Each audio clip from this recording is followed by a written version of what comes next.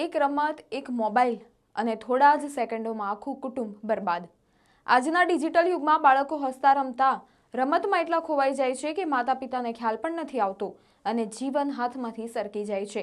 ગાઝિયાબાદમાં 3 ફેબ્રુઆરી 2026ની રાત્રે હચમચાવી દેનારી ઘટના બની. માત્ર 16, 14 અને 12 વર્ષની 3 બહેનોએ 9મા માળેથી કૂદીને જીવ આપી દીધો. કારણ કોરિયન લવર ગેમ. આ નામની મોબાઈલ ગેમનો અંતિમ ટાસ્ક. સુસાઇડ નોટે બતાવ્યું કે મોબાઈલ જ તેમનું આખું જગત બની ગયું હતું. 3 વર્ષથી ગેમના વ્યસનમાં ડૂબેલી દીકરીઓને માતા પિતા સમજી પણ ન શક્યા. આ કોઈ એકલી ઘટના નથી. કર્ણાટકમાં 13 વર્ષના બાળકે ગેમિંગ ચેલેન્જના કારણે આત્મહત્યા કરી. ભારતમાં આજે 59 કરોડથી વધુ ગેમર્સ છે અને ઝેન ઝેડના 74% યુવાનો દર અઠવાડિયે 6 કલાકથી વધુ ગેમ રમે છે.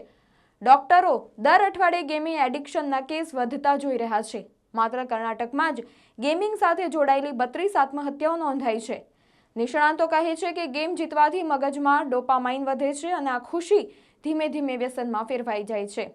હાર પછી આવે છે ગુસ્સો, ચિંતા, ઊંઘનો અભાવ અને ડિપ્રેશન. બાળકો હકીકતથી દૂર જઈ વર્ચ્યુઅલ દુનિયામાં ખોવાઈ જાય છે. માતા પિતાએ હવે બાળકો પર નજર રાખવી જ પડશે. તેમની સાથે વાતચીત કરવી પડશે અને તેમનું મિત્ર બનવું પડશે.